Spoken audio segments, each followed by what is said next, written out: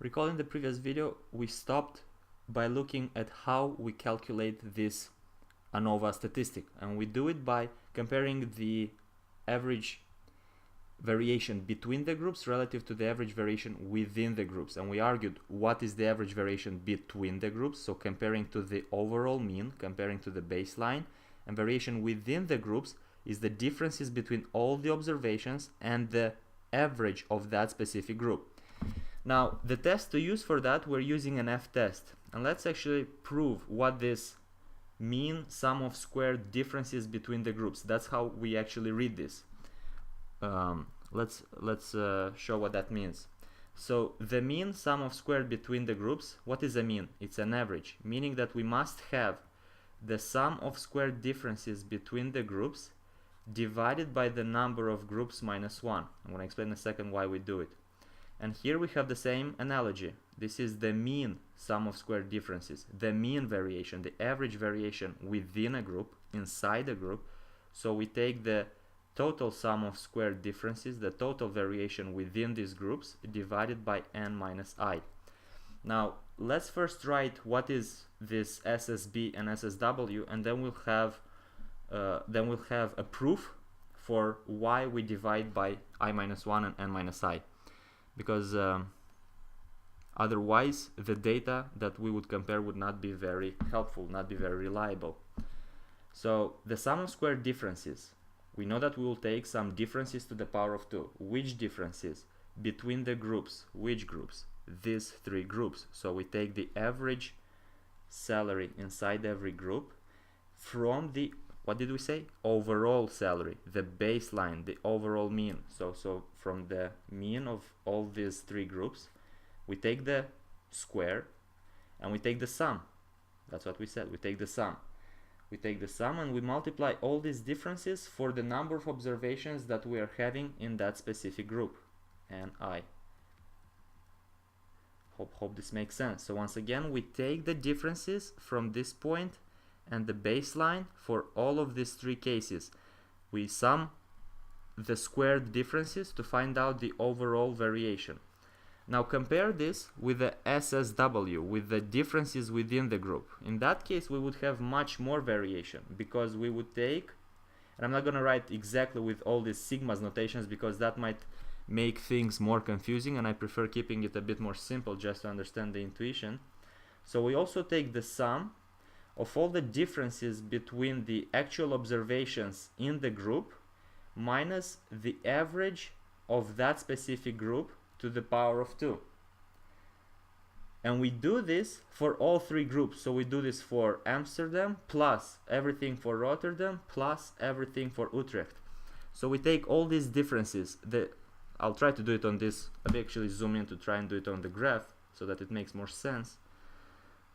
What I'm referring here is that we're taking the differences between all the observations and this entire average of the group. So this is a difference between that point and the average point. This is another difference, this is another difference, another, and so on. All these differences we take to the power of 2. And by the way, we take it to the power of 2 because if we don't, sometimes positive and negative differences will cancel out. So we're not going to have an accurate estimate of that variation. By taking it to the power of 2, we're actually controlling for that. We're actually having a number, a result of that specific difference, whether it's positive or negative. So we do that for Amsterdam, we repeat that for Rotterdam, we repeat that for Utrecht as well, all these differences that happen inside these groups, and we add them up. Now notice, without even doing a lot of math, that intuitively we can see that the variation within these groups, by taking all these differences from all these points, is going to be a higher number than what's happening between the groups. Here we just take a difference between the average salary of that group and the baseline. So it's just one difference times all the number of observations. And we repeat that for Rotterdam and Utrecht.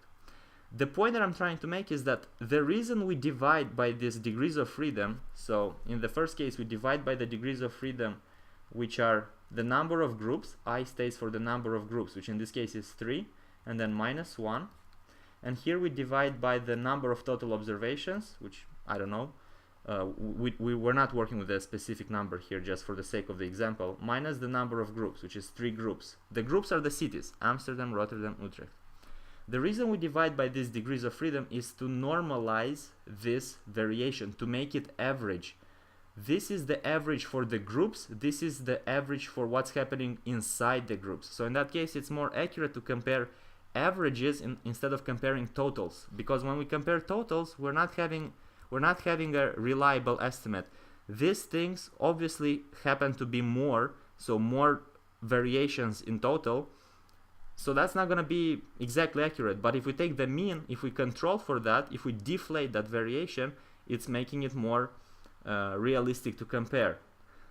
And as always with any test, we compare this value with the critical value. So we have a critical value f at a certain significance level, let's call it alpha, and then the degrees of freedom happen to be I minus 1 and then n minus I in the denominator.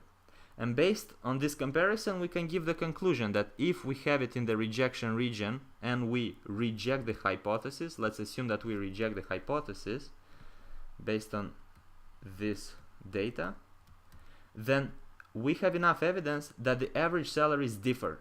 We don't know which one differs from which one. Maybe Amsterdam differs from Rotterdam or Rotterdam from Utrecht. All we can say is that we have enough evidence that not all average salaries are equal. Enough evidence that not all average salaries are equal. And that would be the math behind the ANOVA. Hope this makes sense, and we are done.